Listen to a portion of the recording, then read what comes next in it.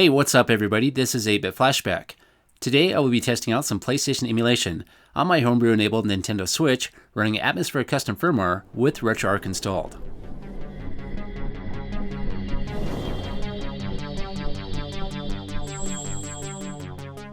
So Atmosphere custom firmware 0.8.4 is now compatible with Nintendo Switch Firmware 7.0 and 7.0.1. And to run PlayStation games, I have the Hombrew Menu installed, along with RetroArch using the PC-SX rearmed emulator core.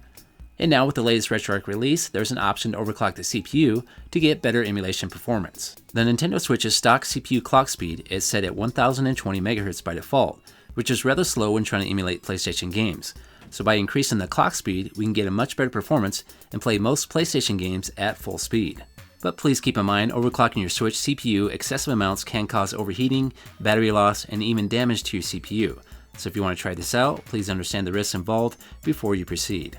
So here's a test with Spyro using the stock CPU speed of 1020, and as you can see, it's not good. My frames per second dropped all the way down to 49. But if I push the plus and minus buttons, that'll access the RetroArch settings, and then from the main menu, I can change the clock speed. So from inside this menu, we can actually lower the clock speed, which would give a worse performance, or we can raise that clock speed all the way up to 1700, which I would consider dangerous and don't recommend using. So let's just start with the boost performance, and that's going to be 1200 MHz. And with this setting, it actually performs a lot better, and that frames per second is averaging anywhere from 59.7 to 60 frames per second, making this game very playable.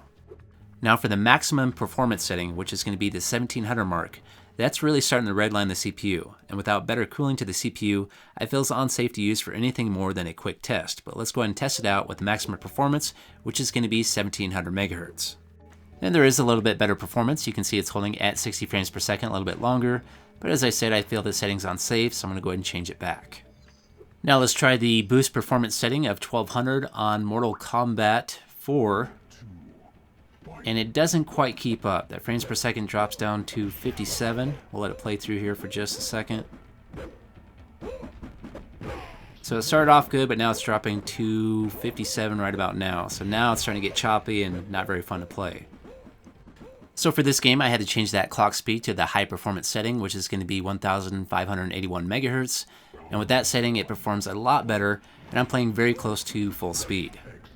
And now that frames per second is averaging anywhere from 60 to 59.9, and I'd say that's doing a very good job. As I stated earlier, increasing the clock speed can cause harm, but for me, I've run into no issues using 1500 or lower clock speeds. Okay, let's test one more game out, Tekken 3, and for this test, I'm using the 1200 clock speed, and it's not doing good at all. My frames per second has dropped all the way down to 51, so it's playing horrible. So let's go ahead and boost that up to 1500.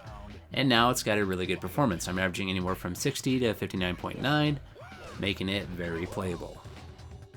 Okay, it's time for me to go. If you like this video, if you could, hit that like button, and have yourself a great day, and I'll see you next time.